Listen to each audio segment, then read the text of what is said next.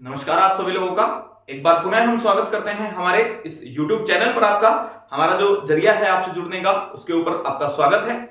हम चर्चाएं कर रहे हैं किसको लेके, एमजीएसयू के अंतिम 5 वर्षों के प्रश्न पत्रों को लेके, और उसमें से कुछ अति महत्वपूर्ण प्रश्न जो है उसका सॉल्यूशन भी देख रहे हैं और धीरे धीरे हम जो है इस चीज को आगे की तरफ बढ़ाते हुए चल रहे हैं। हमने आपसे इससे पहले वाली क्लास के अंदर एक क्लास आपको प्रोवाइड करवाई है जिसमें हमने जो आपका यूनिट फर्स्ट है बीएससी थर्ड ईयर की क्वांटम मैकेनिक्स को लेके उसकी एक क्लास जो है वो हमने खत्म कर ली है। वो लगभग आपका चैप्टर जो है वो खत्म हो गया था। लगभग सारी चीजें मैंने आपको उसमें बता दी थी जो महत्वपूर्ण है, जो अति महत्वपूर्ण है और जो एग्जाम में आने लायक है। अब आज उसका एक छोटा सा टॉपिक जो है वो बचा हुआ है, अनिश्चितता का सिद्धांत, अनसर्टेनिटी प्रिंसिपल जो है उसके ऊपर चर्चा करनी है। ज्यादा डीप में जाऊंगा नहीं, वर्बली मैं बस आपको बताने वाला हूं कि जो अनिश्चितता का सिद्धांत है वो आपको क्या कहता है। अनसर्टेनिटी प्रिंसिपल जो है, यूपी लिख देता हूं मैं डायरेक्ट, अनसर्टेनिटी प्रिंसिपल, इसके अकॉर्डिंग किसी भी कण के लिए उसकी स्थिति यानी कि डेल्टा एक्स और उसका संवेग मोमेंटम जो है डेल्टा पी एक्स, इन दोनों का निर्धारण एक साथ एक तरीके से बहुत ज्यादा परिशुद्धता के साथ नहीं किया जा सकता है, या फिर इन दोनों के मापन में कुछ ना कुछ अनिश्चितता जो है या फिर कुछ ना कुछ गड़बड़ जो है वो यहां रह जाती है। यही आपका क्या कहलाता है, अनिश्चितता का सिद्धांत कहलाता है। और अनिश्चितता सिद्धांत के अनुसार इसका एक छोटा सा मानक जो है वो भी बताया हुआ है कि delta x dot delta p x is nearly equal to h cut जो है उसके बराबर होता है, या h अपॉन 2 पाई जो है उसकी कोटि का, उसके ऑर्डर के आसपास जो है वो ये चीजें आपको देखने को मिलेंगी। कई जगह ये h अपॉन 2 पाई मिलेगा, कई जगह h मिलेगा, कहीं जगह आपको h कट मिलेगा। उसमें ज्यादा जाने की आवश्यकता नहीं है क्योंकि प्लांक कांस्टेंट के अकॉर्डिंग आपको ये पता है कि इसकी जो आपकी ऑर्डर जो है वो 10⁻⁻34 का होता है, और इतना ऑर्डर होना या फिर ये बहुत छोटी बात है, बहुत ज्यादा सूक्ष्म लेवल की बात है, माइक्रो लेवल जो है उसके ऊपर चली जाती है। तो इसके बाद में फिर वो आंकड़ा मायने नहीं रखता है कि आगे आपने 6 लिखा हुआ है, 5 लिखा हुआ है या 10 लिखा हुआ है, वो यहाँ मायने नहीं रखता है। वो सारी चीजें जो है गौण हो जाती हैं यहाँ। तो ऐसी स्थिति में ये सिद्धांत आपका क्या कहलाता है, अनिश्चितता का सिद्धांत जो है वो कहलाता है, या फिर अनसर्टेनिटी प्रिंसिपल जो है वो आपके द्वारा कहा जाता है। ये बताया था, ये तो आपका स्थिति और संवेग में है। इसी तरीके से दो चीजें और हैं, एक तो आपका एनर्जी ऊर्जा तथा समय को लेके, एनर्जी और टाइम को लेके है, ई और डेल्टा टी जो है इनके बराबर लिखा जाता है। यही चीज ये किसके बराबर होगा, एच कट जो है उसके आसपास की स्थिति होगी, या एच कट के आसपास जो है ये जाएगा। फिर इसके बाद में एक और चीज जो है वो यहां डिफाइन की जाती है, किसके रूप में, वो डिफाइन किया जाता है आपका कोणीय संवेग, जो आपका एंगुलर मोमेंटम है,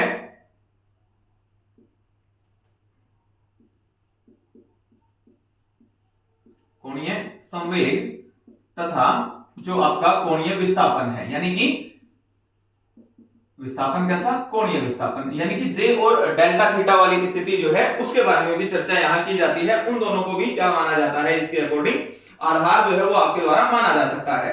ये सारी चीजें जो है इसके अंदर भी आपको क्या देखना है, अनिश्चितता जो है वो देखनी है। कोणीय संवेग और विस्थापन जो है, विस्थापन भी कौन सा, कोणीय विस्थापन, क्योंकि जब कोणीय विस्थापन की बात चलेगी या कोणीय संवेग की बात चलेगी तो वो स्वाभाविक सी बात है कोणीय विस्थापन आएगा। यानी कि बहुत सी बुक इसको एल से लिखती हैं, बहुत सी बुक इसको जे से जो है वो भी यहाँ डिनोट किया जाता है। एल और जे दोनों ही डिनोट जो है इसके द्वारा किया जाता है। और विस्थापन के अंदर अनिश्चितता है डेल्टा थीटा, और ये जो भी आपके पास एक्सिस है, अगर ये एक्स एक्सिस में है या वाई एक्सिस में है, वो आपका अपनी जो स्थिति है उसके अकॉर्डिंग हमारे द्वारा मान के चला जाएगा। और इन दोनों के बीच में ये जो एक तरीके से आप ये मान के चल सकते हैं जो अनिश्चितता है वो भी किस ऑर्डर की होती है, इसी एच कट के ऑर्डर की आपके पास देखी जा सकती है। ये अनिश्चितता का सिद्धांत है। देखिए क्वेश्चन क्या बनेगा आपका, क्वेश्चन जो है ये बन सकता है कि अनिश्चितता का सिद्धांत लिखिए, और अनिश्चितता सिद्धांत के साथ साथ यानी कि अनसर्टेनिटी प्रिंसिपल के साथ साथ इसको जस्टिफाई करने के दो तरीके हैं, या दो तरीकों से इसको जस्टिफाई भी किया हुआ है। एक तो आपका सिंगल स्लिट वाला हिस्सा है, एकल झिर्री वाला पोर्शन है, उसमें आपको ये करना है कि यहां से ऐसा मान के चलते हैं कि ये आपका एक एकल स्लिट है, यहां से आके कोई आपने क्या माना हुआ है, यहां से कोई इलेक्ट्रॉन वगैरह जो है वो यहां आकर आपतित होता है, या फिर इस तरीके की कंडीशन जो है वो बनती है। और फिर इसका एक छोटा सा सॉल्यूशन जो है इसकी विभेदन क्षमता का प्रयोग करते हुए, सॉरी विभेदन क्षमता नहीं, यहां हाँ, इलेक्ट्रॉन के लिए इसकी एक तरीके से किस तरीके का इसके अंदर कंडीशन आती है, वो डेल्टा थीटा वाला पोर्शन जो है वो यहां निकालने के बाद में तरंग दैर्ध्य वाला पोर्शन जो है वो इसको हिस्सा मानते हुए हमें क्या लेके आना है, जो आपका स्थिति और उसके अंदर अनिश्चितता है उसके बारे में चर्चा करनी है। दूसरा जस्टिफिकेशन जो है वो दिया जाता है सूक्ष्मदर्शी वाला। सूक्ष्मदर्शी वाले पोर्शन जो है उसके अंदर भी क्या माना जाता है, यहाँ हम ये मान के चलते हैं कोई ऑब्जेक्ट है, यहां से किसी फोटोन को हमने क्या कराया, आपतित कराया, और यहां हमारा माइक्रोस्कोप जो है वो लगा हुआ है। इस माइक्रोस्कोप की सहायता से हम इसका अध्ययन जो है वो क्या करते हैं, इसके अंदर परिवर्तन जो है किस तरीके से ये चेंज करेगा उसका अध्ययन किया जाता है। और इस अध्ययन में हमें किसका यूज करना है, विभेदन क्षमता जो है इसकी, जो रिजोल्विंग पावर है इस माइक्रोस्कोप की, उसको आधार मान के चलते हैं। उसका यूज करते हुए हमें जस्टिफाई करना है कि ये जो रिलेशन हमने बताया है, अनिश्चितता जो है ये आती ही आती है। ये अनिश्चितता, एक और चीज मान के चलिए कि ये जो अनिश्चितता यहां आई है स्थिति और संवेग में, ये जो अनिश्चितता है ये कोई एक तरीके से इंस्ट्रूमेंटल एरर नहीं है, यानी कि उपकरणों के एक तरीके से त्रुटि नहीं है। ये एक्चुअल में ऐसा होता ही है। ये एक हार्ड एंड टफ रूल जो है ऐसा मान के चल सकते हैं। एक जनरल सी बात जो मेरे दिमाग में चलती है जब मैं अनिश्चितता सिद्धांत को पढ़ता हूं, हो सकता है कि इसके ऊपर कुछ चीजें जो है वो आगे जाके परिवर्तित भी हो जाए। मैं कोई हार्ड एंड टफ रूल नहीं बता रहा हूं आपको, लेकिन मेरा आइडिया जो है वो यहां जहां तक ये है वो ऐसा मान के चलिए कि ये आपने एक पोजीशन जो है किसी भी पार्टिकल के लिए यहां आपने कंसीडर की, ये आपने उसका मोमेंटम जो है वो देखा।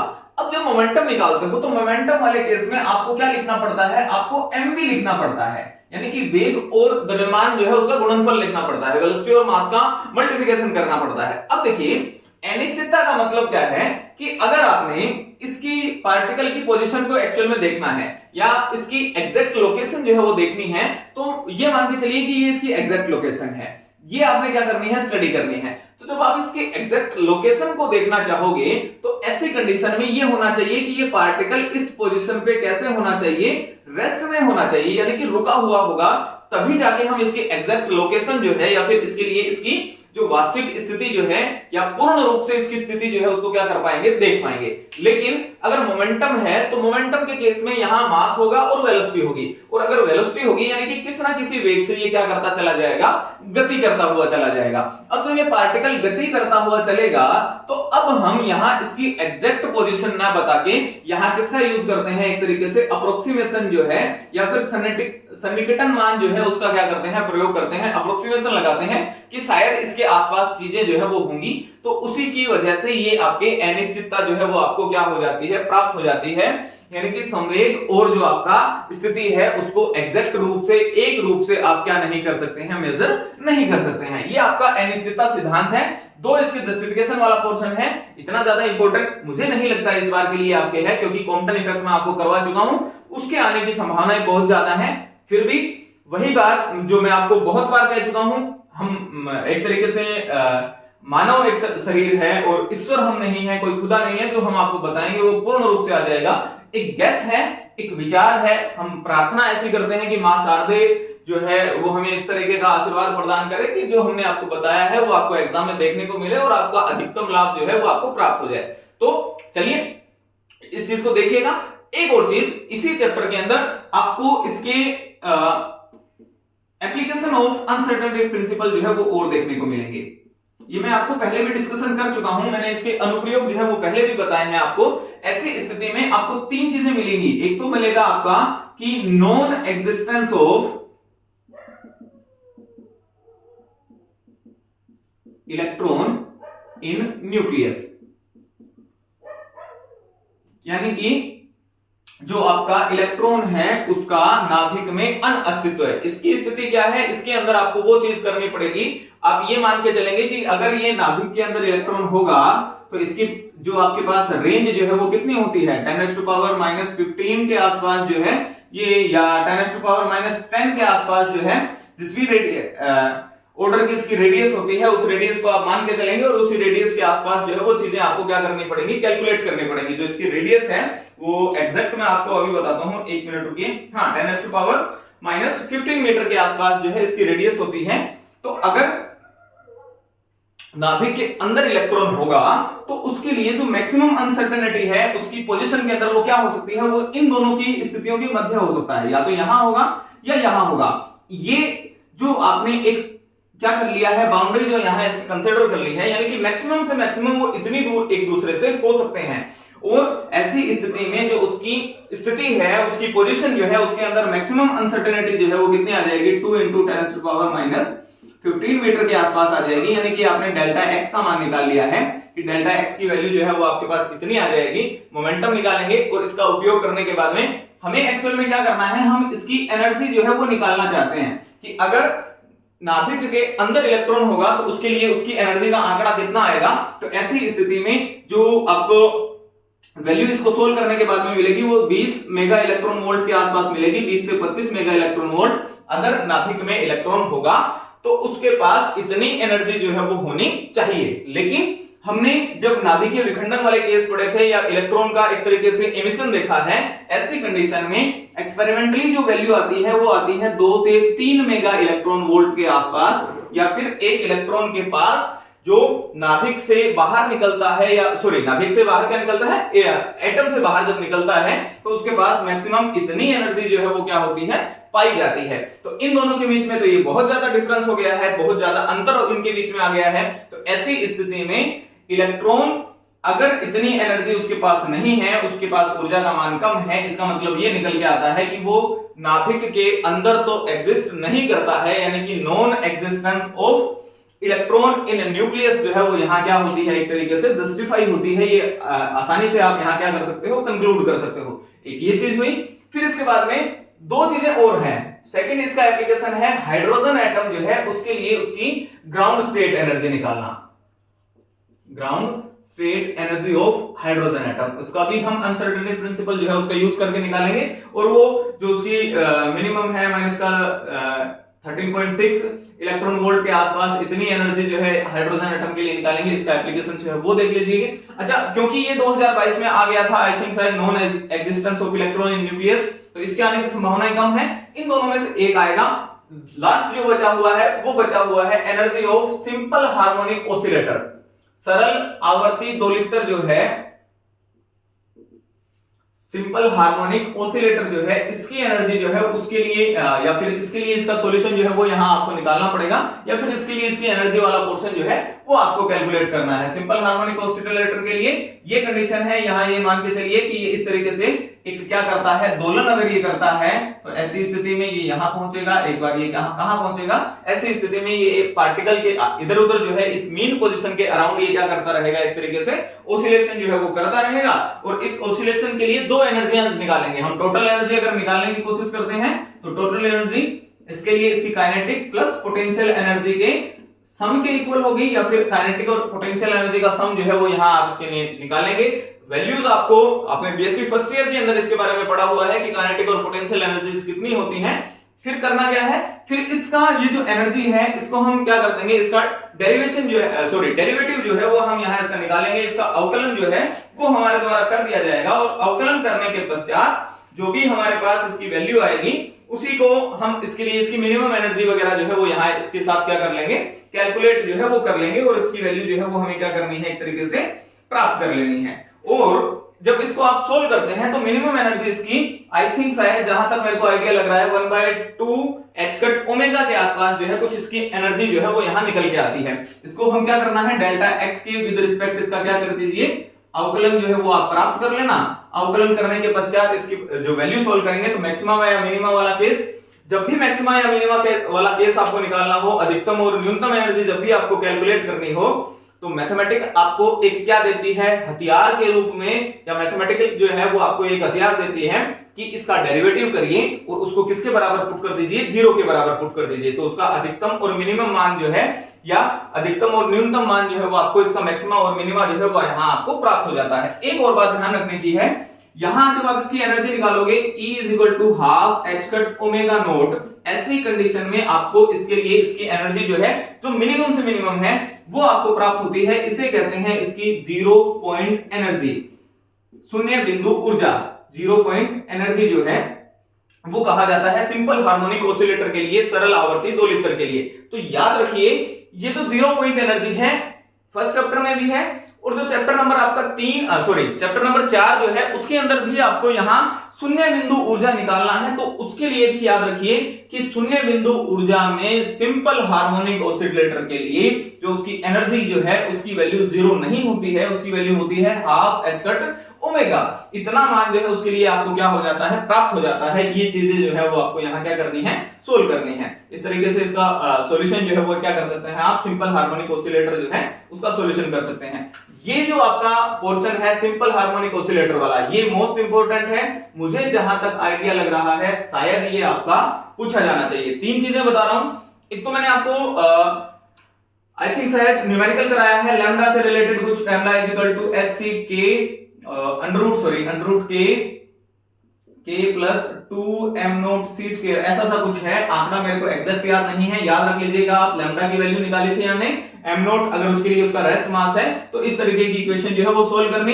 एक क्वेश्चन ये, दूसरा बता रहा हूं मैं सिंपल हार्मोनिक ऑसिलेटर वाला, और तीसरा जो है वो मैंने आपको बताया था कॉम्पटन इफेक्ट, और कॉम्पटन इफेक्ट के साथ साथ उसके लिए उसका कॉम्पटन शिफ्ट वाला फॉर्मूला जो है वो मैंने आपको यहाँ करवाया हुआ है। तीनों ही चीजें मैंने करवाई हैं, और तीनों चीजें करवाने के साथ साथ यही आपके लिए इस चैप्टर में बहुत ज्यादा महत्वपूर्ण भूमिकाएं जो है वो क्या करेंगी, अदा करने वाली हैं। बहुत ज्यादा इंपॉर्टेंट क्वेश्चन के रूप में ये आपके सामने निकल के आएगा। फिर गैस पेपर है, हो सकता है नहीं भी आए, अपनी तैयारियां जो है वो दूसरे तरीके से भी पूर्ण करके रखिए। हाँ, इंपॉर्टेंट का मतलब ये होता है कि आपने पढ़ा हुआ है पहले से और आपको महत्वपूर्ण प्रश्न बता दिए जाए, तो ताकि वो अच्छे से और ज्यादा आप क्या कर पाए, तैयार कर पाए। चलिए ये यूनिट हमारी कंप्लीट है। अब यूनिट सेकंड के ऊपर क्या करते हैं, मूव करते हैं। एक और चीज मैं यहां बताना चाहूंगा, यूनिवर्सिटी का पैटर्न जो है वो थोड़ा सा इस बार के लिए या पिछले जब से पैटर्न इन्होंने चेंज किया है थोड़ा सा गड़बड़ है। गड़बड़ का मतलब ये नहीं है कि आउट ऑफ सिलेबस क्वेश्चन पूछ लिया जाएगा, लेकिन मैंने जैसे ही आपका पेपर एनालाइज किया मेरे को ये देखने को मिला कि कुछ एक चीजें जो है वो मिक्सअप के रूप में आती हैं आपको। जो चैप्टर नंबर 2 में है वो आपका चैप्टर 3 में पूछा हुआ है, चैप्टर 3 वाली चीजें जो है वो चैप्टर 2 में पूछी हुई है, चैप्टर 4 में पूछी हुई है। इस तरीके से चीजें जो है वो थोड़ा सा मिक्स होके निकलती हैं। तो इंपॉर्टेंट सारी चीजें ही हैं, पढ़नी सभी कुछ है, लेकिन धीरे धीरे थोड़ी थोड़ी चीजें जो है वो सभी के बारे में आप थोड़ा थोड़ा देखते हुए चलिए, ताकि आपको ज्यादा उसमें दुविधाएं जो है वो देखने को नहीं मिले। चलिए यूनिट सेकंड की बात करते हैं। यूनिट सेकंड में मैं ज्यादा चीजें आपको नहीं करवाने वाला हूं, क्योंकि मैथमेटिकल पोर्शन है और उस पर टाइम खराब करने का मुझे नहीं लगता किसी भी तरीके का कोई लाभ होने वाला है उस चीज में। तो मैं आपको आपका पहला क्वेश्चन जो है वो बताने वाला हूं। क्या होता है, सबसे पहले तो जो आपका चैप्टर नंबर 2 है, उस चैप्टर 2 के अंदर आपको जो सिद्ध करना है या फिर जो चीजें आपको यहां बतानी है वो सारी की सारी चीजें एक तरीके से मैथमेटिकली जो हल है उनका आपको करना है। तो मैं थोड़ी थोड़ी चीजें ही बता पाऊंगा आपको, पूरी चीजें जो हैं वो यहां हम इसके साथ नहीं देख पाएंगे। चलिए पहला तो सबसे पहले यही आपसे पूछा गया है कि जो आपका define eigen function and eigen values, eigen फलन और आइगन मान जो है उनको क्या करिए, डिफाइन करिए। इसको डिफाइन करने से पहले मैं आपको चीजें थोड़ी सी और क्लियर कर देता हूं। इस चैप्टर के अंदर यूनिट 2 के अंदर आपको श्रोडिंगर इक्वेशन जो है वो पढ़नी है। अब श्रोडिंगर इक्वेशन पढ़नी क्यों है, कुछ कुछ चीजें इसके आसपास के लेते हुए चलेंगे। श्रोडिंगर इक्वेशन को पढ़ने का मतलब क्या है, या फिर क्यों श्रोडिंगर इक्वेशन की हमें आवश्यकता जो है वो पड़ी है, उसके बारे में देखिए चर्चा करते हैं थोड़ी सी। श्रोडिंगर इक्वेशन जो है एक्चुअल में जब आपको ये बता दिया गया था या फिर ये आपको पता चल गया था कि जो आपका पदार्थ है वो कैसी नेचर को रखता है, वो ड्यूल नेचर को रखता है। ड्यूल नेचर का मतलब उसके पास कणीय प्रकृति भी है उसकी, और उसके पास उसकी जो तरंगीय गुण जो है वो भी वो क्या करता है, एक तरीके से प्रदर्शित करता है। जैसे इन केस ऑफ लाइट, प्रकाश वाले केस के अंदर, प्रकाश वाले केस में वो दोनों चीजें जो है वो आपको देखने को मिल जाती हैं। उससे अच्छा एग्जांपल ड्यूल नेचर का आपको नहीं मिलेगा, या द्वैत प्रकृति जो है प्रकाश जितनी अच्छी तरीके से एक तरीके प्रदर्शित करता है, इतना अच्छा एग्जांपल शायद आपको देखने को नहीं भी मिले। चलिए श्रोडिंगर इक्वेशन मिलने का मतलब यह है कि किसी भी कण के साथ, किसी कण के साथ एसोसिएट क्या होती है, एक वेव, एक तरंग जो है वो एसोसिएट होती है, एक तरंग चलती है। और इस तरंग के लिए आपको क्या लिखनी पड़ेगी, एक इक्वेशन जो है वो लिखनी पड़ेगी। तो उसी तरीके से अगर तरंग के साथ कण चलता है तो कण के साथ तरंग चलना पड़ेगा। ये आपको किसने बता दिया था, ये आपको डी ब्रोगली ने एक तरीके से क्लियर कर दिया था। डी ब्रोगली ने इसके बारे में आपके सामने कुछ चीजें जो है वो यहाँ आपके सामने रख दी थी। अब श्रोडिंगर इक्वेशन के पश्चात या श्रोडिंगर इक्वेशन की आवश्यकता हमें क्यों पड़ी कि अब जब जैसे ही हमें इन कणों के साथ तरंग की स्थिति जो है वो निकालने की कोशिश करते हैं तो उसकी एग्जैक्ट लोकेशन को डिफाइन करने के लिए या किसी तरंग के साथ संबद्ध कण की स्थिति को देखने के लिए हमें एक फंक्शन की आवश्यकता होती है और वो फंक्शन जो है हम लिखते हैं किसके रूप में, एक तरंग फलन के रूप में। तरंग फलन जो है और इसको डिफाइन किया जाता है या फिर नोट किया जाता है किसके द्वारा, इस साई के द्वारा जो है वो प्रदर्शित किया जाता है। साई के द्वारा इसको लिखा जा सकता है। तरंग फलन साई जो है वो यहां आपको प्राप्त होने वाला है। अच्छा, इस तरंग फलन साई के लिए कुछ एक नियम जो है वो यहां लागू होते हैं। एक्चुअल में जो तरंग फलन है वो कण के पाए जाने की प्रायिकता को प्रदर्शित करता है, यानी कि the wave function is probability to finding a particle at a particular situation, यानी कि किसी स्थिति विशेष के ऊपर कण के पाए जाने की प्रायिकता जो है या संभावना जो है उसको व्यक्त करने के लिए किसका प्रयोग किया जाता है, तरंग फलन का प्रयोग किया जाता है। अब तरंग फलन तो आपने एक तरीके से डिफाइन कर लिया या फिर किसी ना किसी तरीके से आपने यहां डिफाइन कर लिया। अब इस तरंग फलन को ऐसा तो नहीं है कि मन में आया और साई लिख दिया और साई के हिसाब से हमने तरंग फलन को क्या कर लिया, डिफाइन कर लिया।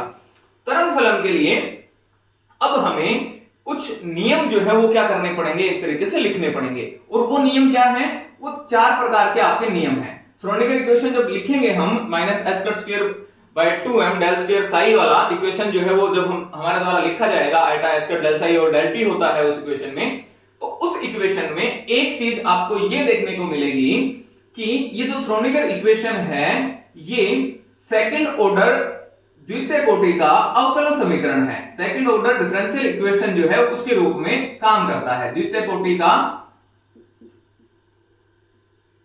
अवकल समीकरण जो है वो होता है, सेकंड ऑर्डर डिफरेंशियल इक्वेशन जो है वो होती है। और तरंग फलन स्थिति क्या है, तरंग फलन है आपका एक तरीके से कण के पाए जाने की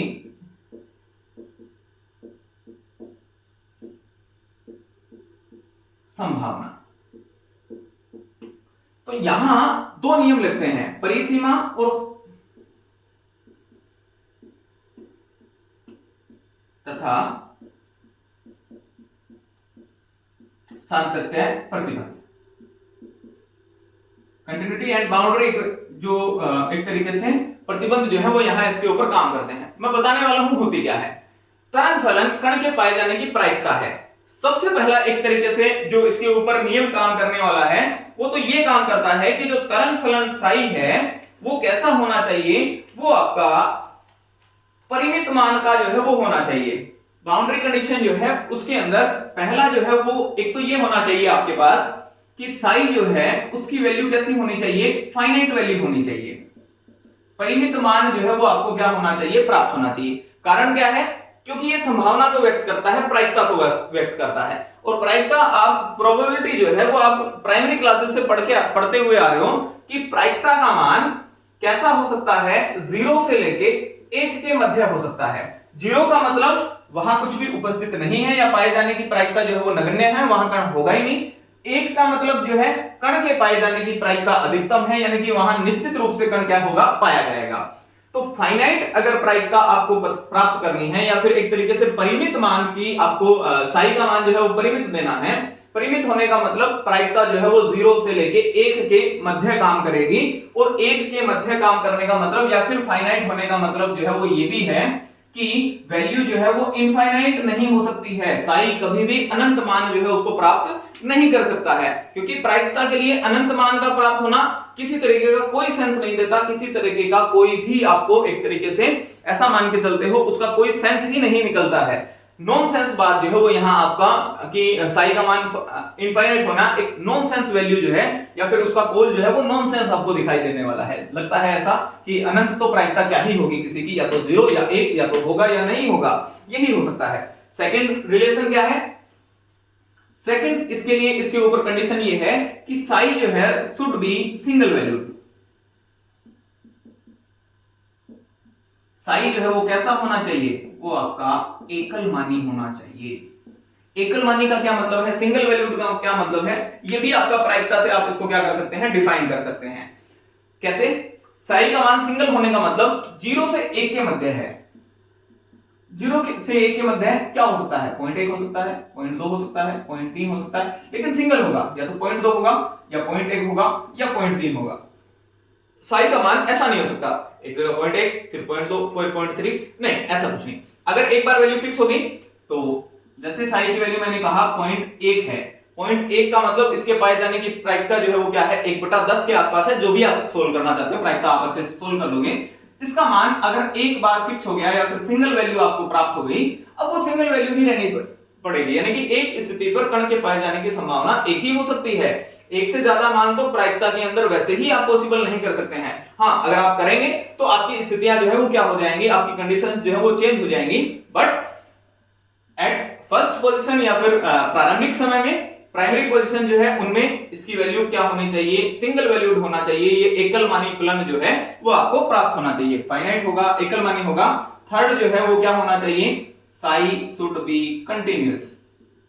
साई का मान जो है वो कैसा प्राप्त होना चाहिए, आपको सतत होना चाहिए। सतत का वैल्यू जो है यानी कि इसका ग्राफ जो है वो कंटिन्यूली जो है वो चलना चाहिए। ये जो आपका सतत वाला पोर्शन है ये कहां से निकल के आएगा, जो द्वितीय कोटि की अवकल समीकरण है उसका एक रिजल्ट के रूप में आप देख सकते हैं। अच्छा, फिर इसके बाद में लास्ट जो है, अगर आप इसको del psi over del x, del psi over del y और del psi over del z, यानी कि एक्स वाई और जेड के बीच में इसको क्या करने की कोशिश करते हैं, सोल्व करने की कोशिश करते हैं, या इन फैक्टर्स के रूप में लिखने की कोशिश करते हैं, घटकों के रूप में इसको लिखने का प्रयास करते हैं, तो ऐसी स्थिति में साई जो है इनके मान जो है वो भी आपको क्या करने पड़ेंगे, सतत मान जो है वो आपको प्राप्त होने चाहिए। ऐसे इसके ऊपर कुछ ये परिसीमा और सातत्य प्रतिबंध जो है वो क्या करते हैं, काम करते हैं, बाउंड्री कंडीशंस जो है वो इसके ऊपर काम करते हैं। चलिए अपने नेक्स्ट क्वेश्चन की तरफ मूव करते हैं, आगे अगली चीज जो है उसके ऊपर मूव करते हैं, और वो है आपका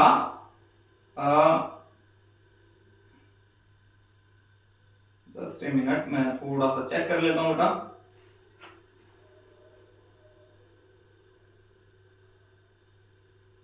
हाँ, आइगन मान और आइगन फलन।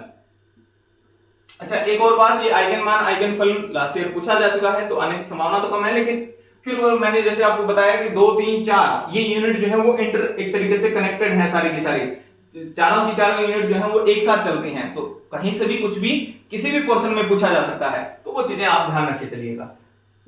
क्या वैल्यू है या क्या क्वेश्चन है, eigen value, eigen function and eigen value, eigen फलन, आइगन मान जो है ये एक तरीके से आपको क्या करना है, परिभाषित करना है।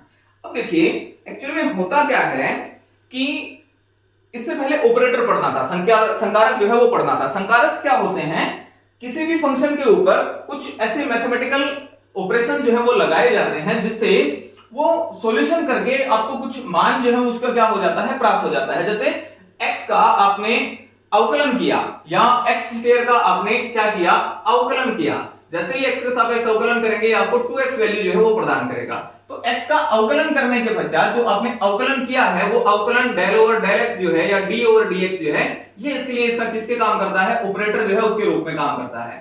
तो ऐसी स्थिति में जब अवकलन आपके द्वारा किया जाएगा तो ये आपका ऑपरेटर लगता है। इसी तरीके से कोई भी ऑपरेटर काम करे किसी भी फंक्शन के ऊपर तो आपको कुछ मान आपको प्राप्त होंगे, कुछ वैल्यूज जो है वो आपको प्राप्त होंगे, तो उन्हीं को डिफाइन करता हुआ एक छोटी सी चीज जो है वो हम यहाँ क्या करने वाले हैं, पढ़ने वाले हैं। जैसे मैंने आपको ये कहा कि आपके पास एक वेव फंक्शन है साई, और इस साई के ऊपर मैंने एक फंक्शन जो है वो ऑपरेट कराया, ए साई जो है वो हम इसके ऊपर ऑपरेट कराते हैं, और ए साई ऑपरेट कराने के पश्चात आपको एक कांस्टेंट मिलता है ए, और वो साई जो है वो आपका फिर से क्या हो जाता है, एक तरीके से रिपीट हो जाता है। ये रिलेशन जो है वो अगर आपको प्राप्त होता है, इस तरह की कंडीशन जो है वो अगर आपको प्राप्त होती है, तो ऐसी स्थिति में आपको क्या देखने को मिलेगा, या फिर ऐसी स्थिति में जो वैल्यूज जो है वो आपको क्या देखने को मिलेंगी, ये जो साई है ये आपका वेव फंक्शन था, ये आपने ऑपरेट कराया, और ये आपका क्या कहलाता है, एक तरीके से कांस्टेंट है। तो ऐसी कंडीशन में ये जो फंक्शन है ये आपका क्या कहलाता है, आइगन फंक्शन कहलाता है। और ये जो कांस्टेंट आपको प्राप्त हुआ है ये आपका क्या कहलाता है, आइगन इसकी वैल्यू कहलाता है। आइगन मान जो है वो इसका इस तरीके से निकाला जा सकता है, eigen function and eigen value जो है, आइगन फलन और आइगन मान जो है वो इस तरीके से आपको क्या हो जाते हैं, प्राप्त हो जाते हैं। तो इस चीज को याद रख के चलिएगा। एक और चीज है इसी के बाद वाली, डीजनरेसी या अपभ्रष्टता।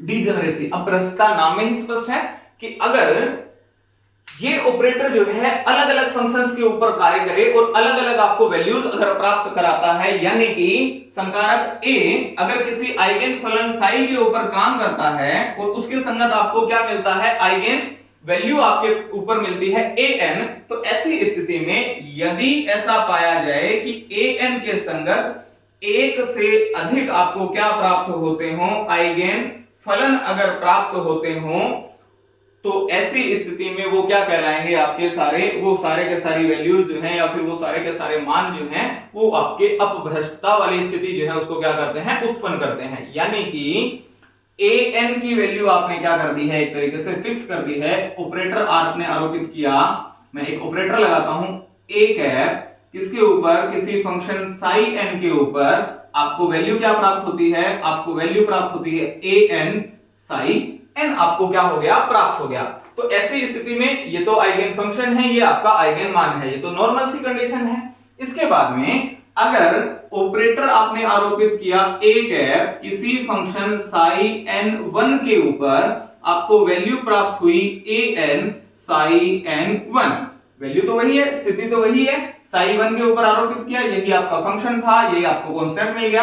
अगर a कैप को ही आप आरोपित करते हैं साई n2 के ऊपर और फिर आपको an साई n2 प्राप्त होता है, तो ऐसी स्थिति में ये जो आपके पास ऑपरेटर जो है ये अलग अलग फंक्शन पर आरोपित होने के बाद भी आपको कैसी वैल्यू प्रदान करता है, या फिर जो इसके संगत प्राप्त होने वाले आइगन मान हैं वो अगर एक बराबर हैं, तो ऐसी कंडीशन को या फिर ये जो आपका सिचुएशन है इसको डीजनरेसी वाली सिचुएशन कहते हैं। अपभ्रष्टता जो है उसके रूप में क्या किया जाता है, डिफाइन किया जाता है, उसके रूप में इसको परिभाषित किया जाता है। तो इस स्थिति को भी ध्यान रखिए। एक और है, ये लीनियरली रेखिक रूप से स्वतंत्र होते हैं, रेखिक स्वतंत्र होते हैं, किसी तरीके से डिपेंडेंसी जो है वो शो नहीं करते हैं। LILD आपने मैथ में अच्छे से पढ़ा हुआ है, वही वाला पोर्शन है, यानी कि इंडिपेंडेंट है ये। किसी तरह का LI वाली कंडीशन जो है वो यहां आप मान के चल सकते हो, किसी तरीके का कोई डिपेंडेंसी नहीं है एक दूसरे के ऊपर। ये क्या कहलाती है, आपकी अपभ्रष्टता कहलाती है, या अपभ्रष्टता वाली स्थिति जो है उसके बराबर आपकी स्थिति जो है वो यहां कहलाती है। दो और चीजें हैं, परसामान्यीकरण और ऑर्थोगोनलिटी, नॉर्मलाइजेशन एंड ऑर्थोगोनलिटी। अगर ये कंडीशन है psi star dv is equal to 0, ये कंडीशन है आपकी लांबिकता की, ऑर्थोगोनलिटी की। अगर ये है psi star dv is equal to 1, ये कंडीशन है आपका परसामान्यीकरण वाली, यानी कि नॉर्मलाइजेशन वाली कंडीशन है। ये आपका नॉर्मलाइजेशन करना है, परसामान्यीकरण जो है वो स्थिति आपके पास है, इसको भी याद रख के चलिएगा, या ये चीजें जो है वो भी आप आसानी से पढ़ सकते हैं। चलिए आगे बढ़ते हैं। एक प्रत्याशा मान जो है उसके ऊपर आपको न्यूमेरिकल देखने को मिल सकता है भाई, प्रत्याशा मान जो है उसको पढ़ के जाइएगा, प्रत्याशा मान वाली स्थिति जो है वो यहाँ इसके साथ आपको पढ़ के जानी है। अच्छा, एक और बात, आइगन मान आइगन फलन के ऊपर भी आपको न्यूमेरिकल देखने को मिल सकता है। आपको क्या दिया जाएगा, एक ऑपरेटर दिया जाएगा, एक फंक्शन दिया जाएगा, और उन दोनों के बीच में आपको ऑपरेशन जो है वो क्या करना है, करके दिखाना है। तो न्यूमेरिकल पोर्शन है, सारा का सारा न्यूमेरिकली आपको वैल्यू जो है वो निकालनी है। जैसे फॉर एग्जांपल मैंने आपको ये कहा कि एक फंक्शन है psi x is equal to x square plus 2, और फिर मैंने उसके ऊपर आपको ये कह दिया कि एक ऑपरेटर जो है वो यहां काम करता है, और वो ऑपरेटर है del upon del over del x वाला, यानी कि अवकलन। तो ऐसी स्थिति में अगर मैं आपसे आइगन फंक्शन के लिए उसकी आइगन वैल्यूज को पूछता हूं, तो आपको करना क्या है, ज्यादा कोई रॉकेट साइंस नहीं लगानी है, सिर्फ उसका क्या कर दीजिए, अवकलन जो है वो डायरेक्ट आप कर दीजिएगा, आपके पास उसकी वैल्यू जो है वो आ जाएगी। जैसे फॉर एग्जांपल की बात कर रहा हूं, psi x is equal to, मैंने ये कहा आपको x स्क्वायर प्लस 2x आपके पास है, और जो ऑपरेटर है वो है डेल ओवर डेल एक्स। तो ऐसी स्थिति में मैंने आपसे पूछा क्या, मैंने आपसे पूछा कि इसके लिए इसकी आइगन वैल्यू जो है वो बताइए। तो क्या करना पड़ेगा, del over del x x square plus 2x कर दीजिएगा। आपके पास जो भी वैल्यू आएगी वो आपका क्या कहलाती है, आइगन वैल्यू जो है वो उसके रूप में आपके परिभाषित जो है वो आप कर सकते हैं, या फिर आइगन वैल्यू जो है वो यहाँ आपको मिल जाएगी। तो इसके ऊपर एग्जांपल आएगा, मैं एग्जांपल बता देता हूं, आपकी बुक से एग्जांपल है, आई थिंक शायद एग्जांपल नंबर 16 जो है उसको देखिए। Psi is equal to e raise to power minus x square by 2 वाला पोर्शन है, उसको आप कर लीजिएगा। और एक लेटे वीडियो मत देखिए, कॉपी पेन अपना साथ में रखिए। अगर लेट के देखना है तो फिर तो आपके पास बहुत सारी चीजें हैं, उनको आप देख सकते हैं। मेहनत करनी है, पढ़ते रहिए अपने साथ साथ, अपने कॉपी पेन, अपना नोट्स जो है, बुक्स वगैरह अपने आसपास ही रखिए, क्योंकि अब तो वो समय है कि 1 मिनट के लिए भी अगर बुक छोड़ी तो ऐसा मान के चलिए कि आप बहुत ज्यादा टाइम जो है वो पीछे चले जाएंगे, बहुत पिछड़ने वाली स्थिति जो है वो आपके पास बन जाएगी। चलिए आगे चलें। इसके बाद में बहुत सारी डेफिनेशंस हैं। लीनियर ऑपरेटर की डेफिनेशन है, हर्माइट ऑपरेशन जो आपका एक तरीके से ऑपरेटर है उसकी डेफिनेशन है। बहुत सारे आपके संकारक दिए हुए हैं, मोमेंटम का संकारक पूछा हुआ है, आयटा एच का डेल वाला पोर्शन, या आपके लिए जो एनर्जी है उसका संकारक पूछा हुआ है, आयटा एच का डेल ओवर डेल टी वाला। वो सारे के सारे ऑपरेटर जो है वो एक पेज के ऊपर दिए हुए हैं। उनमें से मोमेंटम का और एनर्जी का, पोजीशन का तो कुछ होता नहीं है, जस्ट नॉर्मल वही इक्वेशन जो है वो लिखी जाती है। तो मोमेंटम और एनर्जी का ऑपरेटर जो है वो भी पढ़ के जाइएगा, हो सकता है 1.5 नंबर के अंदर आपको पूछ लिया जाए। ये सारी की सारी चीजें आपको इस पूरे के पूरे चैप्टर के अंदर पढ़नी है, या फिर ये सारी की सारी चीजें जो है वो यहाँ आपने देखनी है। चलिए, ये चर्चा करने के बाद जो और इंपॉर्टेंट क्वेश्चन है इस यूनिट को लेके वो है, बहुत ज्यादा इंपॉर्टेंट है, मोस्ट इंपॉर्टेंट की कैटेगरी मान लीजिए, वो आपका एहरनफेस्ट थ्योरम है।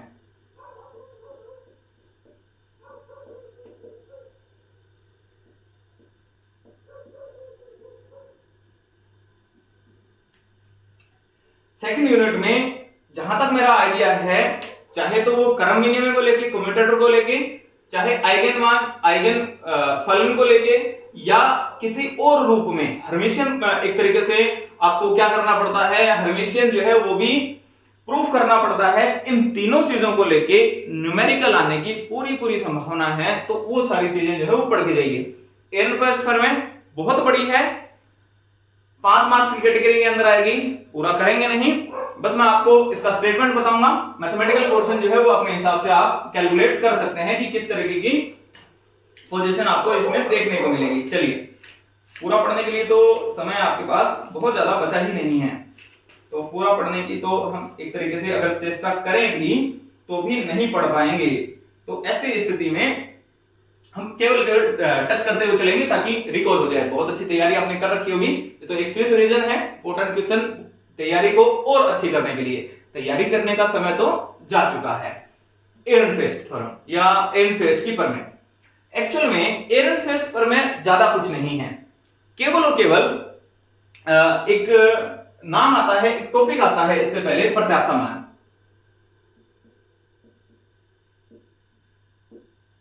प्रत्याशा मान जो है वो, प्रत्याशा मान जो है वो एक तरीके से एक्सेप्टेशन वैल्यू जो है वो यहाँ इसको कहा जाता है। प्रत्याशा मान जो है वो होती है ये, और प्रत्याशा मान के लिए मैं एक फॉर्मूला जो है वो यूज करने वाला हूं। उसी फॉर्मूले को आधार मान के चलेंगे और उसी फॉर्मूले पर बेस आपके न्यूमेरिकल जो है वो भी पूछे जाते हैं। प्रत्याशा मान डायरेक्ट याद रख के चलिएगा, एनर्जी के लिए, मोमेंटम के लिए और पोजीशन के लिए कैलकुलेट की जाती है। मैं एक फॉर्मूला लिख रहा हूं कि x इज इक्वल टू इंटीग्रेशन साई, x के ऊपर अगर डिपेंड है तो x psi star x dx या dv, अगर वॉल्यूम के पास लेके चलोगे तो dv भी चल जाएगा, और नीचे इक्वेशन आएगी Sai star dv। x psi ऊपर डिपेंड है, ये x के ऊपर, ये भी x के ऊपर, ये वाली इक्वेशन जो है वो यहाँ आपको सोल्व करनी पड़ती है। ये वैल्यू जो है वो यहाँ आपको कैलकुलेट करनी पड़ती है। और जो लिमिट रहती है अगर माइनस इन्फिनिटी से प्लस इन्फिनिटी रहेगी, यहाँ भी minus infinity to plus infinity जो है वो आपकी लिमिट रहती है, या यहाँ प्लस यहाँ माइनस, वो कोई ज्यादा समस्या वाली बात नहीं है। यानी कि अनंत से अनंत के बीच में यहाँ आपको इसका अवकलन करना होता है। तो ऐसी स्थिति में अगर कंडीशन ये है, अगर आपके पास नॉर्मलाइजेशन फंक्शन है, पर सामान्यीकृत अगर आपके पास फंक्शन है, नॉर्मलाइज फंक्शन अगर आपके पास है, तो ऐसी कंडीशन में एक रिलेशन तो यही बन गया कि minus infinity to plus infinity psi star dv is equal to, अभी बताया था मैंने किसके इक्वल आएगा, 1 के इक्वल आएगा। इक्वेशन क्या बची, expectation value of x is equal to integration minus infinity to plus infinity psi x psi star dx या dv। ये जो वैल्यू आपके पास आती है इसी को क्या कहते हैं आप, प्रत्याशा मान जो है उसके रूप में डिफाइन किया जाता है। अच्छा, एक और बात, प्रत्याशा मान की वैसे कोई डेफिनेशन नहीं है, जनरली आप इसकी कोई डेफिनेशन जो है वो नहीं दे सकते हैं। हाँ, एक तरीके से इसको भारित प्रायिकता के रूप में जो है, वेटेज प्रोबेबिलिटी जो है उसके रूप में जरूर लिखा जाता है, लेकिन उसका समय काफी लंबा प्रोसेस है उसका लिखने का। हम एक्चुअल में जब रेगुलर क्लासेस होती हैं उसमें वो बताया जाता है, यहाँ बताने का आपको समय नहीं है। भारित प्रायिकता वाला पोर्शन जो है वो भी आपको यहाँ इसके अंदर देखना होता है। अभी के लिए याद रखिए ये इस तरह की कंडीशन आपको मिलेगी, और आपको प्रत्याशा मान पूछेगा या तो संवेग का या ऊर्जा का या स्थिति का, क्या कहा जाएगा, यूनिट थर्ड के अंदर भी आ सकता है। ये आपको एक फंक्शन देगा साई, और फंक्शन देने के बाद में आपसे ये कहा जाएगा इसके लिए इसकी स्थिति का प्रत्याशा मान जो है वो निकालिए। क्या करना होगा, साई की वैल्यू जैसे अभी माना था रैंडमली मान लीजिए psi x is equal to, consider कर लेते हैं कुछ भी, रूट 2/a, क्योंकि जनरली यही एग्जांपल आता है, साइन ka/2। ये एक फंक्शन मैंने आपको बता दिया। साई निकाला, साई स्टार निकालोगे, साई स्टार का मतलब जो है इसका complex conjugate, it is the complex conjugate of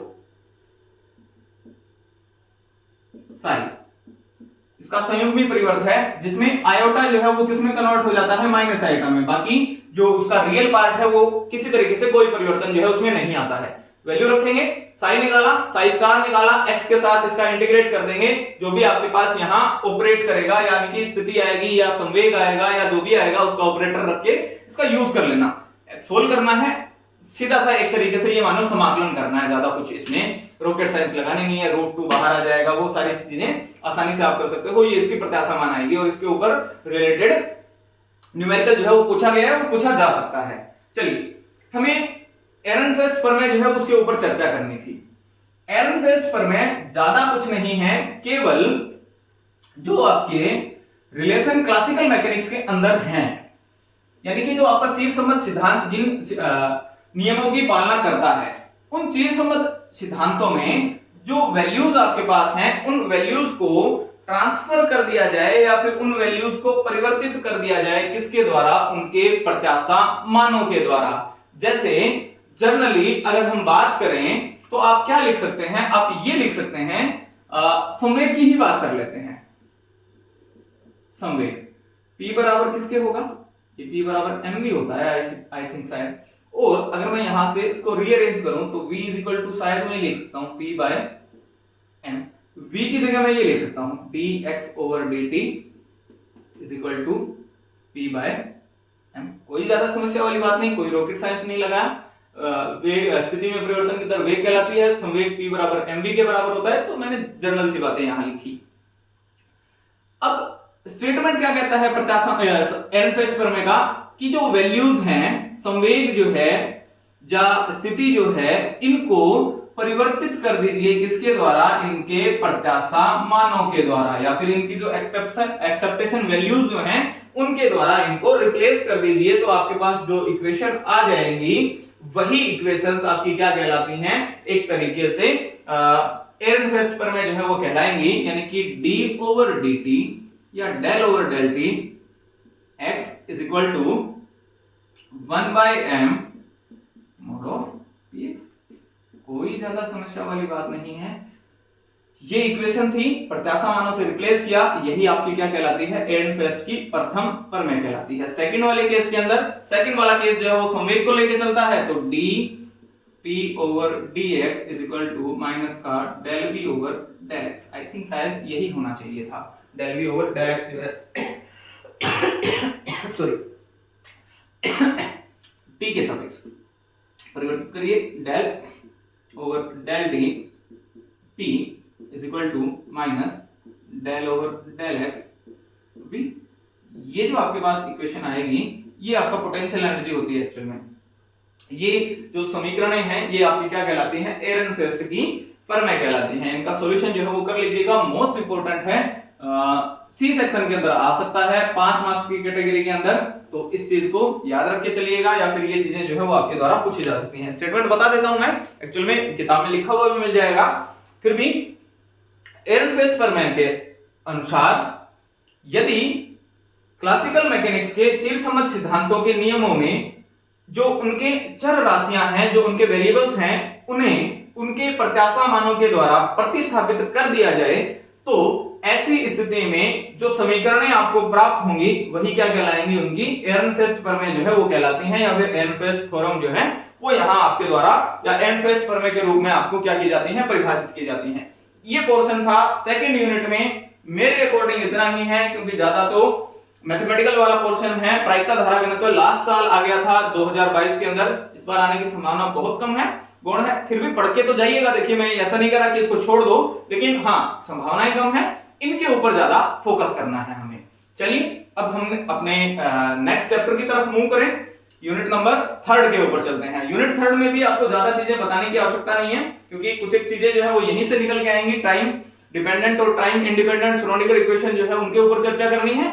एक टॉपिक के ऊपर चर्चा करनी है आयताकार विभव प्राचीर के ऊपर, उसका हम शॉर्ट रूप आपको बताएंगे थोड़ा सा, किस तरीके से आप उसको समझ सकते हैं। वो सारा पैटर्न सभी के अंदर उसके अंदर फॉलो होता है, चाहे वो आपका एक विमीय बॉक्स में कण हो, चाहे वो आपका पोटेंशियल स्टेप हो, विभव सीढ़ी वाला पोर्शन हो, चाहे और कोई हो, वो सारा का सारा एक ही पोर्शन के ऊपर जो है या फिर एक ही स्टेप जो है वो फॉलो करते हैं। मैथमेटिक्स जो है उसका स्टेप भी एक ही है, उसी का भी पैटर्न एक है, बस आगे जाके कुछ एक आंकड़े जो है वो क्या हो जाते हैं, परिवर्तित हो जाते हैं, तो उनके ऊपर चर्चाएं करने वाले हैं। चलिए यूनिट नंबर 3 को देखते हैं, उसको स्टार्ट करते हैं।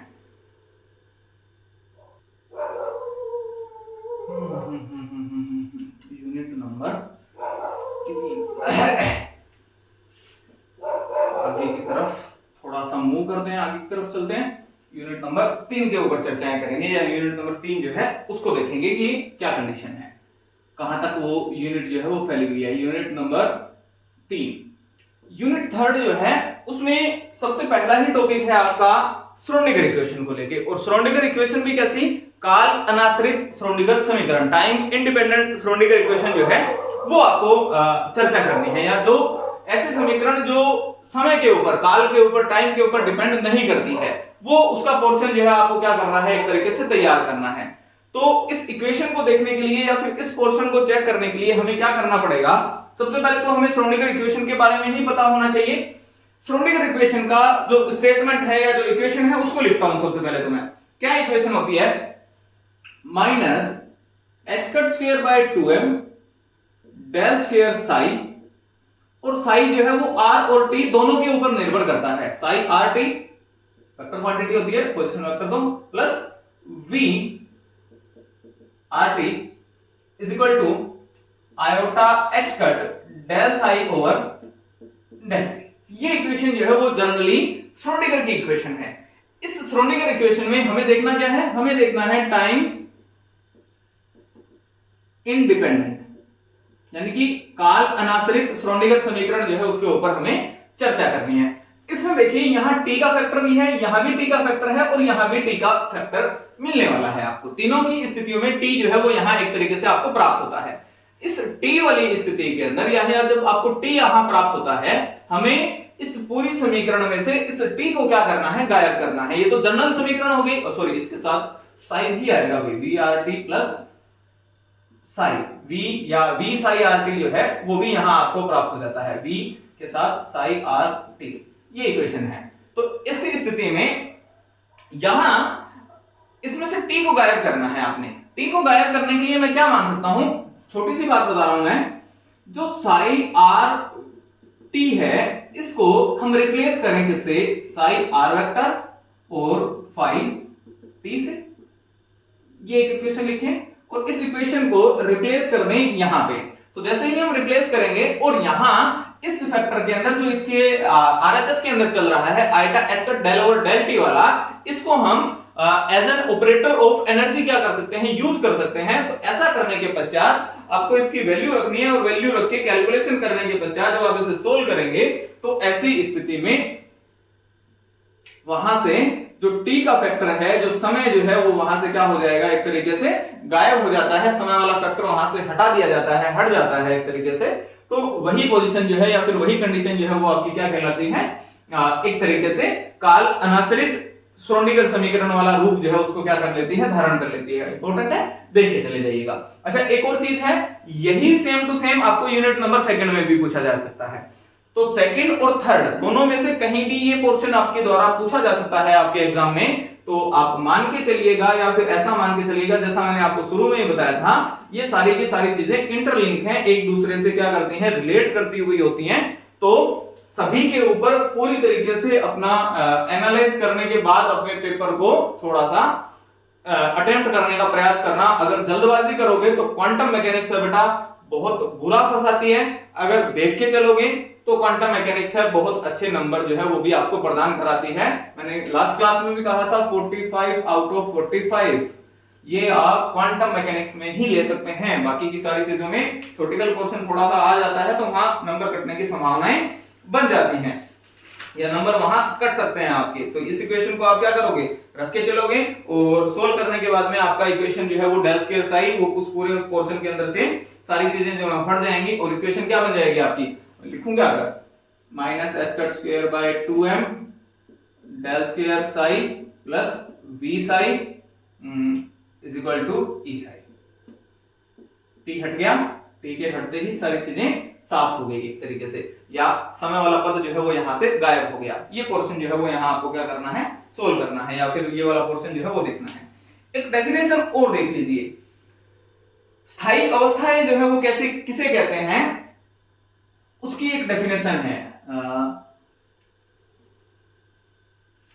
स्थायी अवस्था हल के नाम से आपको टॉपिक भी मिलेगा आपकी बुक के अंदर। स्थायी अवस्थाएं जो है वो क्या होती हैं, एक तरीके से उसके ऊपर थोड़ी सी चर्चा जो है वो और कर लेते हैं, फिर आगे बढ़ेंगे। और उस चर्चा से पहले एक न्यूमेरिकल जो है वो भी मैं बताने वाला हूं आपको। वो न्यूमेरिकल आने की संभावनाएं जो है वो भी बहुत ज्यादा बनी हुई है।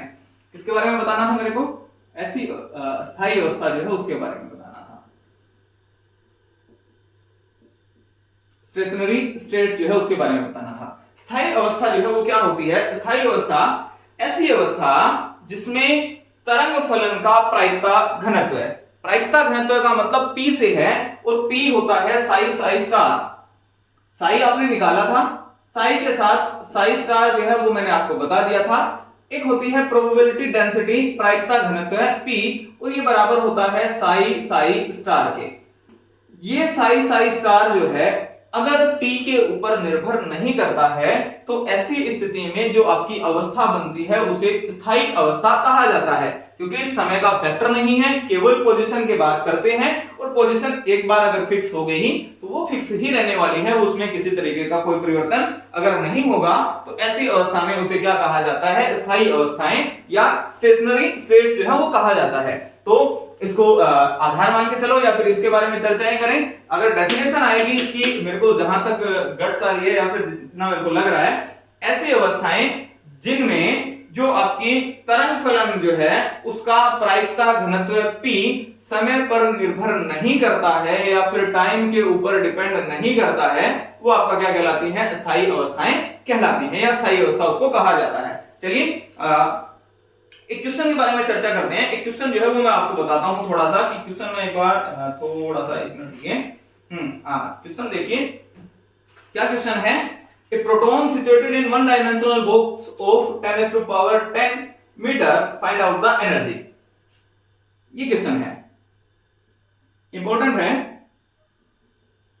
और इंपॉर्टेंट होने के पीछे रीजन क्या है, क्योंकि 2021 में आया, 2020 में आया, 2014 में आया, 2012 में आया, 23 में आने की पूरी संभावनाएं हैं। देखिए, ए प्रोटॉन सिचुएटेड इन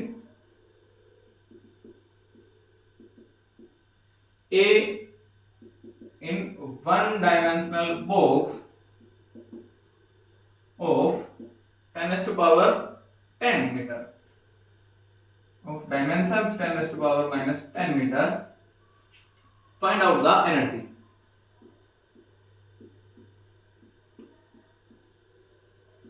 हिंदी में बता देता हूँ, हिंदी माध्यम के विद्यार्थी जो है वो ज्यादा है, तो कल को वो ना ये ना कहते हैं कि ये क्या करवा दिया, ये इंग्लिश मीडियम में कहां से चलने लग गया। एक प्रोटॉन 10 की पावर माइनस 10 मीटर के एक विमीय बॉक्स में स्थित है, उसके लिए उसकी एनर्जी जो है वो क्या करिए, फाइंड करिए, उसके लिए उसकी एनर्जी जो है वो निकालिए। मैं बता देता हूं कहां मिलेगा ये आपको, आपकी बुक में यूनिट नंबर 3 का एग्जाम्पल नंबर 4, बहुत ज्यादा इंपॉर्टेंट है। डायरेक्ट वैल्यू होती है इसकी E इज इक्वल टू, एक फॉर्मूला होता है E is equal to pi square h cut square, pi square h cut square upon 2ma square. कहां से आएगा ये फॉर्मूला? ये फॉर्मूला वहां आएगा जब आप एक विमीय बॉक्स वाली जो प्रॉब्लम है उसको सोल्व करेंगे, या एक विमीय वन डायमेंशनल बॉक्स वाली प्रॉब्लम जो है उसको सोल्व करेंगे, जब उसके पास फाइनल कंक्लूड करेंगे तो आपके पास ये फॉर्मूला बन के आता है, या फॉर्मूला ये निकल के आता है। एनर्जी का फॉर्मूला जो है वो आपको ये प्राप्त हो जाता है, और इस एनर्जी के फॉर्मूले में सारी चीजें गिवन है, सब चीजें आपको पता है। प्रोटॉन अगर पता है, यानी कि मास ऑफ प्रोटॉन आपको पता होगा 1.67 into 10 to power minus 27। h cut की वैल्यू आपको पता है 10 to power minus 34, डायरेक्ट लिख देता हूं, h upon 2 पाई होता है, वैल्यू रख सकते हैं। m की वैल्यू आ गई, a आपको दिया हुआ है, a कितना दिया हुआ है 10 to power minus 10 मीटर। अगर इसको 1 एंगस्ट्रॉम लिख दे तो भी ज्यादा समस्या में आने की बात नहीं है, यही बात है, यही चीजें जो है वो मिलेगी आपको। a मिल गया, a स्क्वायर करेंगे तो क्या आ जाएगा 10 to power minus का 20 मीटर हो जाएगा। तो ऐसी स्थिति में ये इक्वेशन आपने सोल्व की। इस इक्वेशन के सोल्व करने के पश्चात यहां आप क्या करेंगे, आपको E निकालना है। तो E इज इक्वल टू सारी की सारी वैल्यू रखिए, पाई की value 3.14 into square, h cut की value 10 to power minus 34, approximation लगा के चल रहा हूं, upon 2 into 1.67 into 10 to power minus का 27 into 10 to power minus का 20। इन सारी चीजों को सोल्व करने के बाद में डायरेक्ट वैल्यू अगर मैं लिखता हूं इसकी, ये वैल्यू है बुक में सोल्व करके निकाला हुआ है 3.8 गुना 10 की पावर माइनस का 21 जूल। इतनी एनर्जी जो है इसके पास होती है। इस एनर्जी के पश्चात आपको क्या करना है, अगर इसको इलेक्ट्रॉन वोल्ट में कन्वर्ट करना होगा तो वो 1.6 into 10 to power minus 19 का यूज करके इसको इलेक्ट्रॉन वोल्ट के अंदर भी क्या किया जा सकता है, कन्वर्ट किया जाता है, और वैल्यू आएगी 1.93 into 10 to power minus का 2 इलेक्ट्रॉन वोल्ट। वो भाग वगैरह या डिवाइड वगैरह जैसे भी करते हो उसका यूज करते हुए इस पोर्शन को सोल्व कर लेना। ये न्यूमेरिकल जो है वो बहुत ज्यादा इंपॉर्टेंट है आपके लिए, इतनी वैल्यू जो है वो आपको देखने को मिलेगी। चलिए अब हम बात करते हैं हमारे मोस्ट एवेटेड क्वेश्चन की तरफ, या जो जिसका हमें सबसे ज्यादा एक तरीके से इंतजार होना चाहिए, बहुत ज्यादा इंपॉर्टेंट है। और एक बात और है कि ये जो क्वेश्चन मैं आपको बताने जा रहा हूं, या फिर ये जो क्वेश्चन मैं बताऊंगा आपको, इस टॉपिक में जो कॉन्सेप्ट यूज किया गया है वो सारे टॉपिक में एक जैसा ही है। चाहे एक विमीय बॉक्स को सोल्व करना हो, चाहे विभव सीडी को सोल्व करना हो, चाहे आगे हम सोल्व करने वाले हैं यूनिट 4 के अंदर जो आपका बाउंड स्टेट कंडीशन है, परिबद्ध अवस्थाओं वाले हल जो हैं, उसमें चाहे आपको पोटेंशियल वेल सोल्व करना हो, चाहे कुछ भी सोल्व करना हो, एक तरीके से बेस उसका यही है, या ऐसा मान के चलिए सारे के सारे स्टेप जो है वो यहीं से होते हुए निकलेंगे, आपके पास जो है यहीं से होते हुए पहुंचेंगे। और वो टॉपिक है आपका आयताकार विभव प्राचीर।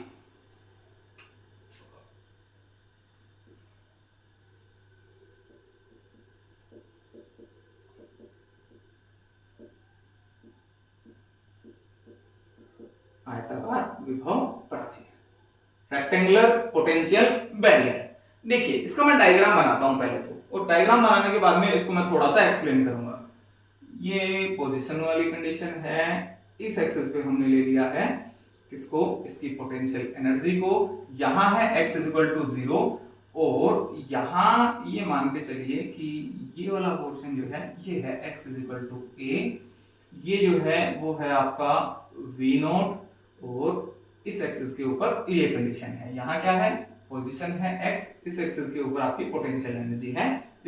ऐसे स्थिति में आपके पास एक कंडीशन आपको दी हुई मिलेगी, या एक रिलेशन मिलेगा। फर्स्ट क्या है, Vx is equal to 0 if, mathematical में बहुत लिखा है आपने, x is less than a, x is less than 0, हाँ x is less than 0। Second condition है Vx is equal to V naught if 0x a, यानी कि x जो है वो 0 और a के बीच में है। Third one Vx is equal to 0 if, क्या कंडीशन है, x is greater than a। तो इसके अकॉर्डिंग आपके पास तीन रीजन बन गए। कौन कौन से तीन रीजन, x लेस देन वाला यानी कि region first, x greater than वाला यानी कि रीजन थर्ड, एक रीजन ये वाला। यहां क्या है, यहां है आपके पास v is equal to V naught, यहां क्या है v इज इक्वल टू 0 और यहां भी क्या है v इज इक्वल टू 0। अब इन तीनों क्षेत्रों में ये आपका क्या है, ये आपका रीजन सेकंड है, जहां v की वैल्यू जो है वो कितनी है, v नॉट के इक्वल है, v is equal to v naught आप लिख सकते हैं। थोड़ा सा क्लियर कर देता हूं मैं, v is equal to v naught आपने लिख दिया। ये इक्वेशन है या फिर इस तरह की स्थिति आपके सामने है। तीन कंडीशन मान ली। अब विभव प्राचीर का मतलब क्या है, एक्चुअल में ये कहा जाता है, क्वांटम और क्लासिकल दो आपके पास धड़े हैं, दो चीजें हैं आपके पास। क्वांटम मैकेनिक्स ये कहती है इस विभव, चलो पहले इसको बता देता हूं, विभव प्राचीर का मतलब क्या है। विभव प्राचीर का मतलब ये है कि यहां से इस रीजन फर्स्ट से कोई पार्टिकल यहां इसकी तरफ मूव करने की कोशिश करेगा, या इस पूरे के पूरे क्षेत्र के अंदर, पूरे रीजन के अंदर अगर गति करता है, ये v is equal to V naught एक दीवार की तरह क्या करता है, काम करता है। एक तरीके से बैरियर जो है वो यहां इसके ऊपर लगाए रखता है। विभव प्राचीर का मतलब, प्राचीर को दीवार बोलते हैं, दीवार की भांति यहां क्या करेगा, काम करता है। तो ऐसी स्थिति में सबसे पहले तो ये मान के चलेंगे या फिर ये लिखा जाएगा, या ऐसा मान के चलूंगा मैं कि यहां से एक पार्टिकल जो है वो आ रहा है, इस v is equal to V naught के ऊपर टकराएगा। अब इस पार्टिकल के लिए दो कंडीशंस हो सकती हैं। कौन कौन सी कंडीशन, या तो हो सकता है first condition E is greater than V naught, या हो सकता है कि E जो है वो लेस देन हो जाए वी नोट से। तो ये दो कंडीशन जो है वो आपके पास यहां से इसमें भी देखने को मिल सकती हैं।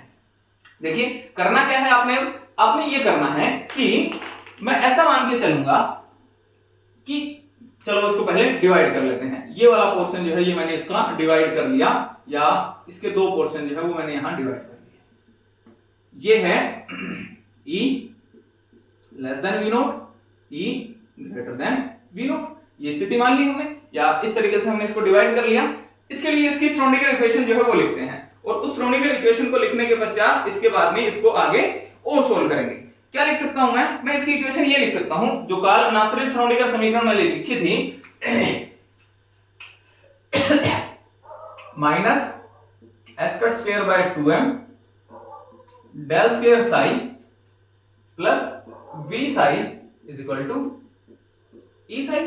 थोड़ा सा और रीअरेंज करिए, माइनस का h cut square by 2m del square psi is equal to E minus V psi. ये इक्वेशन यहां हमने लिखी।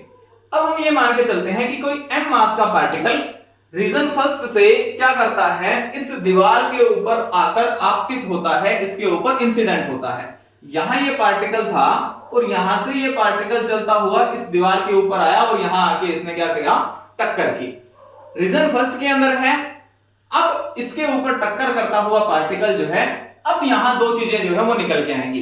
क्लासिकल और क्वांटम दो चीजें क्या कहती हैं, उनके ऊपर चर्चा करते हैं। क्लासिकल मैकेनिक्स तो ये कहती है कि अगर इस m मास के पार्टिकल की एनर्जी इस v नोट से कम है तो वो रीजन सेकंड और थर्ड में उपस्थित ही नहीं होगा, वो नहीं जाने वाला है दूसरे और तीसरे रीजन के अंदर।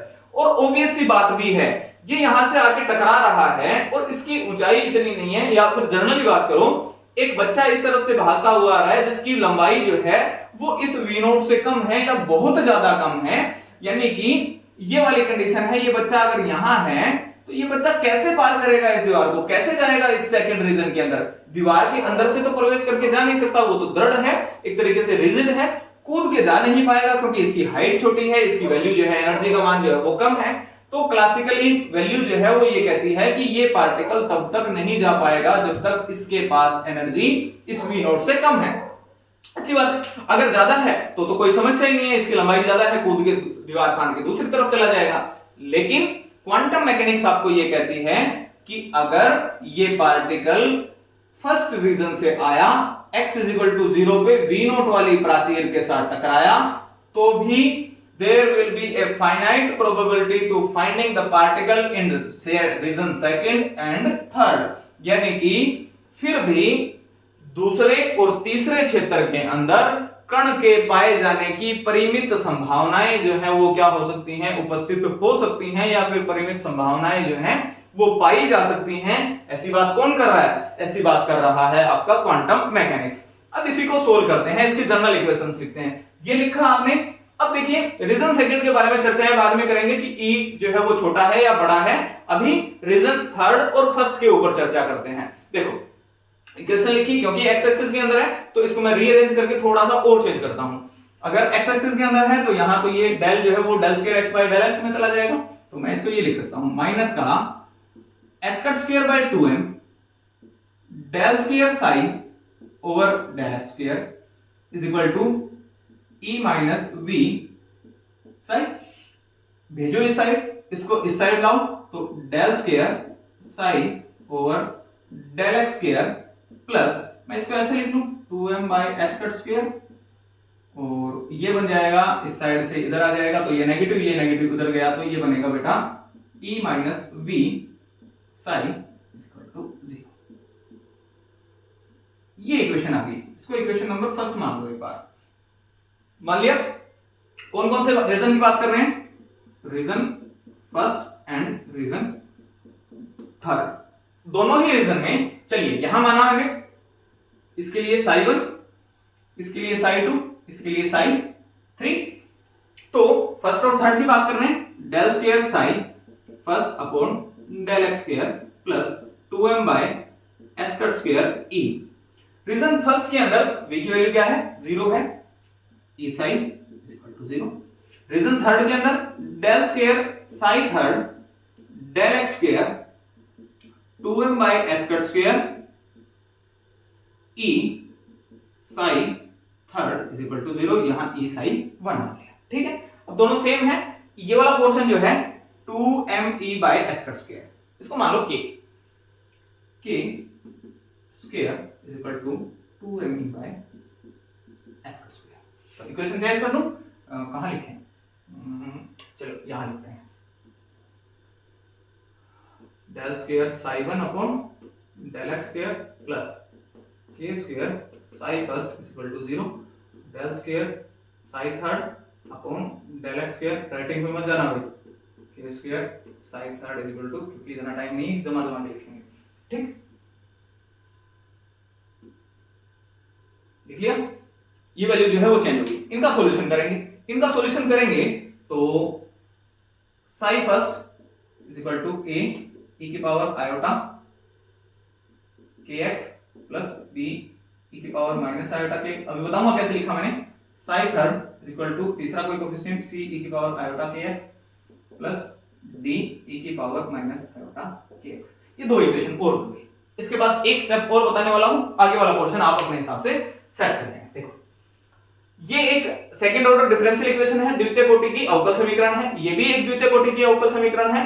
इन दोनों का सॉल्यूशन इस रूप में लिखा जाता है psi 1 is equal to a e की power iota kx b e की पावर माइनस आयोटा kx, जहां a और b जो है वो क्या है आपके एक तरीके से नियत राशियां जो है वो कहलाती हैं। c और d है वो भी क्या है एक तरीके से नियत राशियां हैं। और इन दोनों को अपवर्तन और परावर्तन के लिए इनके कोफिशिएंट जो है वो कहा जाता है। परावर्तन गुणांक जो है वो आगे आएंगे। मैं केवल और अपवर्तन और परावर्तन की एक जर्नल से कांस्टेंट जो है उनके रूप में हमने इसको लिखा है। देखो अपवर्तन परावर्तन आपने देखा हुआ है, आपतन परावर्तन, आपतन गुणांक और परावर्तन गुणांक जो है वो देखा हुआ है। परावर्तन क्या होता है? जनरल सी बात, परावर्तन का मतलब अगर कोई लाइट प्रकाश की किरण किसी माध्यम से टकराती है या फिर किसी पृथककारी तल से टकरा के उसी माध्यम में वापस लौट आती है तो वो घटना क्या कहलाती है? परावर्तन कहलाती है। ऐसी स्थिति में a और b को आपने क्या कहा? मैंने ये लिखा कि a जो है वो तो है आपका आपतन के लिए और जो b है वो किसके लिए है? परावर्तन के लिए। a जो है वो आपका आपतन का कोफिशिएंट है, सेम एज c भी c आपतन है और d क्या है? परावर्तन है। अब यहां रीजन फर्स्ट के अंदर देखिए, यहां से एक पार्टिकल आया जो कि इस x इज इक्वल टू 0 पे v नोट पे टकराएगा और परावर्तित होके वापस चला गया। ये किसके लिए है? a e की पावर आयोटा kx है, ठीक, अच्छी बात है। ये क्या है? b e की पावर माइनस आयोटा kx, टकरा के चला गया। रीजन थर्ड एक बार देखो, रीजन थर्ड में आपके पास एक पार्टिकल है जो कि यहां से आ रहा है इस डायरेक्शन में, और इसके लिए आपने इक्वेशन लिखी हुई है, या फिर इसके लिए c e raise to power iota kx जो है वो लिखा आपने। अब मेरे को ये बताइए कि परावर्तन कब होगा किसी भी पार्टिकल का? जब वहां इसको रोकने के लिए कोई प्राचीर होगी, कोई दीवार होगी। लेकिन इन दिस केस यहां कोई आपके पास ऑब्स्टेकल नहीं है, कोई प्रतिरोध ही नहीं है, तो ऐसी स्थिति में ये पार्टिकल जो वापस आ रहा है, या फिर ये जो portion d e raise to power iota kx, ये कैसे आ गया? आएगा तब जब यहां अवरोध होगा, अवरोध है नहीं तो वापस आएगा नहीं, वापस नहीं आएगा तो ये पोर्शन जो है वो आपका क्या होना चाहिए? एक तरीके से गायब हो जाना चाहिए। तो सॉल्यूशन कब जस्टिफाई होंगे? जब psi 3 इज इक्वल टू आप लिखें c e raise to power iota kx plus 0, d is equal to 0 होने के पीछे रीजन मैंने आपको बता दिया कि इसके पीछे का रीजन ये है कि क्योंकि थर्ड रीजन में किसी तरीके का कोई भी अवरोध नहीं है, तो ऐसी स्थिति में उसके द्वारा परावर्तन की घटना का होना या फिर परावर्तन के लिए उसके कोफिशिएंट का प्राप्त होना वो संभव नहीं है। और वो संभव नहीं है तो ये पोर्शन जो है वो आपको 0 के बराबर प्राप्त हो जाएगा, या 0 इसकी वैल्यू जो है वो आपको मिल जाएगी। नॉर्मल सी बात थी। इस तरीके का कंक्लूजन जो है, इस तरह की कैलकुलेशन जो है वो आपने करनी है। अब ये इसका आधा पोर्शन सोल्व हो गया, आधा भी नहीं हुआ, ये इसका 1/4 पोर्शन जो है वो आपने सोल्व कर लिया। थ्योरी इसकी इसके अलावा बाकी रह जाती है। अच्छा, अब आपके पास दो रीजन मैंने बताए थे, दो रीजन बनेंगे, E इज ग्रेटर देन और E इज लेस देन वाले। इन दोनों रीजंस के अंदर इसको क्या करेंगे? आप सोल्व करेंगे, और सॉल्यूशन करने के बाद में क्या क्या चीजें निकालनी है? आपको 4 चीजें निकालनी है वैसे तो। एक तो निकालना है R, एक निकालना है T। प्रत्येक रीजन के लिए परावर्तन का गुणांक और जो आपका पारगमन का गुणांक है, ट्रांसमिशन कोफिशिएंट है, ये दोनों वैल्यूज आपको क्या करनी है? कैलकुलेट करनी है। और यही दोनों वैल्यूज आपको एक साथ लिखनी है। एक फॉर्मूला और होता है R plus T is equal to 1, यानी कि रिफ्लेक्शन कोफिशिएंट और ट्रांसमिशन कोफिशिएंट जो है उनके लिए उनका दोनों का योगफल जो है वो 1 के बराबर होता है। ये पूरा का पूरा पोर्शन है आयताकार विभव प्राचीर वाला।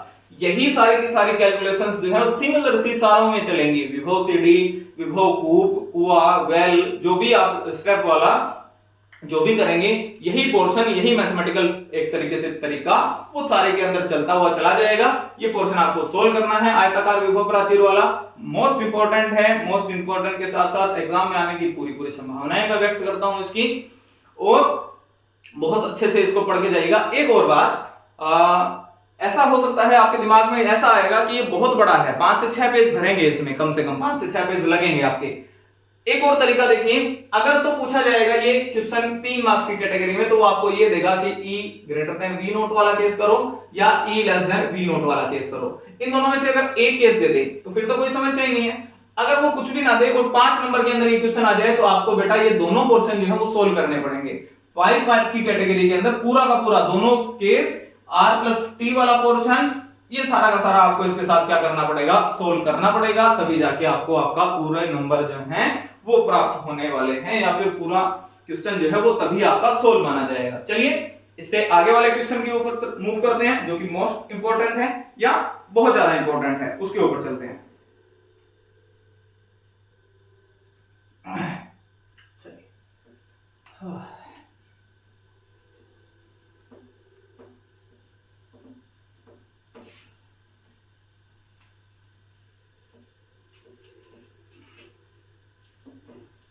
अगली कड़ी के ऊपर चलते हैं। हमारा इस टॉपिक से रिलेटेड मोस्ट इंपोर्टेंट टॉपिक एक और बचा हुआ है, वो है आयताकार विभव प्राचीर के पढ़ने के बाद सुरंगन प्रभाव है, टनल इफेक्ट है। ज्यादा चर्चा नहीं करेंगे भी इसके ऊपर, ज्यादा इसके बारे में बताने की चेष्टा जो है वो नहीं करेंगे, क्योंकि क्लास जो है वैसे भी बहुत ज्यादा लंबी हो गई है और समय भी काफी हो गया है, लगभग 12:15 बजे का टाइम हो रहा है। तो कक्षाएं और ज्यादा लंबी ना हो और आपको भी पढ़ने में आसानी हो, क्योंकि तब जब तक आपको तक पहुंचेगी ये तब तक सुबह हो चुकी होगी आई थिंक। तो क्या पढ़ना था हमें? टनल इफेक्ट या सुरंगन प्रभाव।